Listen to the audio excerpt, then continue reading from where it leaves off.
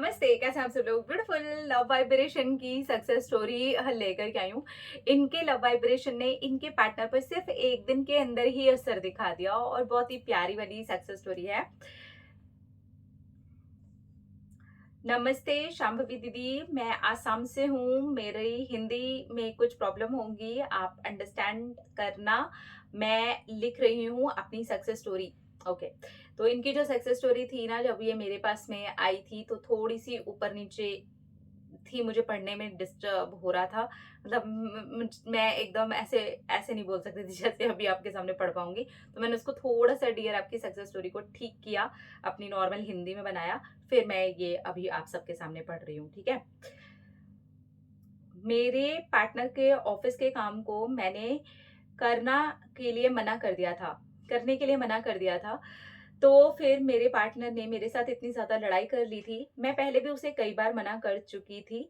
मैं ऐसी इंसान हूँ कि अपना काम खुद से, स्पेशली जो काम वाला काम होता है, करने पे बिलीव करती हूँ, क्योंकि इससे हमारा नॉलेज बढ़ता है, हमारी ग्रोथ बढ़ती है और हमें पता होता है कि हमने अपने ऑफिस के लिए क्या काम किया है। उसी चीज़ के लिए तो हमारी कंपनी हमें पे करती है ना दीदी? आप ही बता देना अगर मैं गलत हूँ या सही। आप बिल्कुल सही हो डियर। हमें अपना काम, स्पेशली जो काम वाला काम है, वो हमेशा हमें खुद करना चाहिए। गलत हूँ या सही?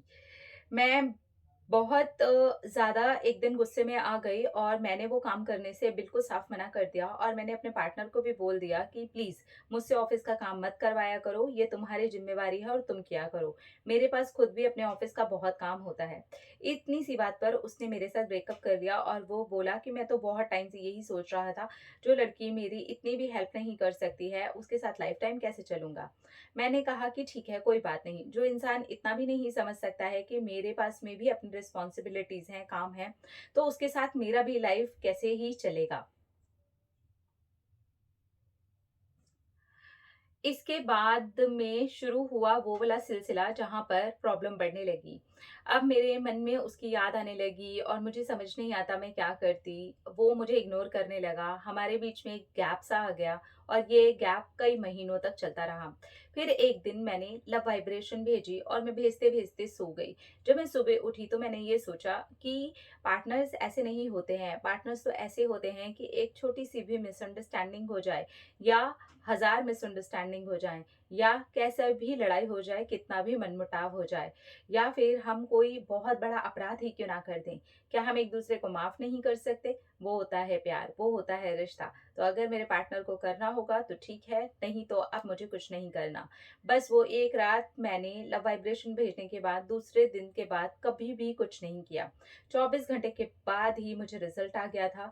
मेरे पार्टनर ने मुझे सामने से कॉल किया, बात की, रिलेशनशिप की बात की, अपने काम के लिए भी सॉरी बोला और ये भी कहा कि तुम्हारी इस वजह से मुझे एक बहुत अच्छी सीख मिली है कि मैं अब अपना काम और बहुत अच्छे से करने लगा हूँ और मेरे ऑफिस में भी अब मेरी तारीफ होने लगी है। मेरे पार्टनर ने इस सारी चीज़ के लिए मुझे अप्रिशिएट किया और वो मेरे लिए बहुत ज़्यादा ग्रेटफुल होने लगा। ये सब कुछ मेरे लिए बहुत ज़्यादा ही शॉकिंग थी, क्योंकि मैं ऐसा कुछ भी एक्सपेक्ट नहीं कर रही थी और वो अचानक से ही हो गया। मेरे पार्टनर ने, जैसे फ़िल्मों में होता है ना, घुटने में बैठते हैं और फिर प्रपोज़ करते हैं, वैसे ही आकर के मुझे दोबारा से प्रपोज़ किया और मुझे हग किया, प्यार किया और कहा कि कभी भी ऐसा कुछ हो तो तुम स्ट्रिक्टली मुझे समझाना, मैं अब से तुम्हारी बात समझूँगा, क्योंकि तुम बहुत सही तरीके से अपनी लाइफ़ को हैंडल करती हो और बहुत अच्छे तरीके से अपने कामों को भी सँभालती हो। अब मैं समझ चुका हूँ कि ऑफिस में सब लोग तुम्हारी इतनी तारीफ क्यों करते हैं, क्योंकि एक तुम समझदार और दिमाग से तेज लड़की हो। मेरे पार्टनर ने मेरी बहुत तारीफ की और अब वो काम के लिए भी मुझे ही अप्रिशिएट करता है। I am really very happy कि मेरे पार्टनर को हमारे रिलेशनशिप का बॉन्ड बनाने के लिए थोड़ा टाइम भी मिला और मुझे भी ये समझने के लिए टाइम मिला कि मैं इतनी स्ट्रांग हूँ कि चीज़ों को छोड़ सकती हूँ और इजीली मैनिफेस्ट भी कर सकती हूँ।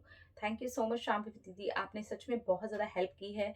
अच्छा हुआ उस दिन आपका वो वीडियो मिला और उसके बाद में मैं तुरंत ही डिटैच भी हो गई, ये भी मेरे लिए बहुत अच्छा हुआ। Thank you so much.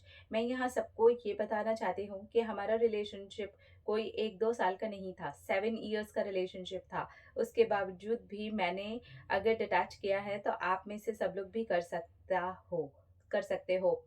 Thank you so much Shambhavi दीदी, मेरी सक्सेस स्टोरी सबके साथ ज़रूर शेयर करना। I love you, I love you, I love you. Her her Mahadev. Thank you. Thank you, आपने अपनी सक्सेस स्टोरी हमारे साथ शेयर की। तो इसके अंदर डिटैचमेंट बहुत बड़ी चीज़ है। 7 ईयर का रिलेशनशिप, जहाँ पर इन्होंने, मतलब इनकी तो मैं क्या ही तारीफ़ करूँ, जहाँ पर इन्होंने अपने पार्टनर तक ये मैसेज पहुँचा दिया कि मैं नहीं करने वाली हूँ। काम आप अपना खुद कीजिए, उससे आपकी ग्रोथ होगी, आपको खुद पता होगा कि आपने ये काम करके दिया है, ना कि आप मुझसे करवा करके आगे दे दीजिए। तो वहाँ से पार्टनर को भी धीरे-धीरे कुछ समझ में आया, जहाँ पर वो इंसान पूरी तरीके से ऐसे हो गया था कि नहीं यार, तुम तो इतना भी नहीं समझते, तुम तो वैसे भी नहीं समझती हो। लेकिन इनकी गैप ने, इन्होंने अपने आप को दूर किया, चाहे याद आई, चाहे कुछ भी हुआ। एक दिन, सिर्फ 1 दिन इन्होंने लव वाइब्रेशन भेजा, फिर भी ये सोच लिया कि छोड़ो। पार्टनर तो यार कुछ भी माफ़ कर देता है यार, ये तो छोटी-सी चीज़ है, तो कोई बहुत बड़ी बात भी नहीं है। लेकिन अगर इतना ही वीक था तो जाने दो, इस बॉन्ड को ही खत्म करो। आ गया आराम से। इसे बोलते हैं हम डिटैच हो जाना, इजीली लेट गो कर देना और इजीली मैनिफेस्ट हो जाना। कांग्रेचुलेशंस, आपकी हिम्मत की मैं तारीफ करती हूँ यार। Hats off to you. अपना अपना रखिए ख्याल, अपने ढेर सारा प्यार, ताकि अट्रैक्ट करें ढेर सारा प्यार। Love you. टाटा।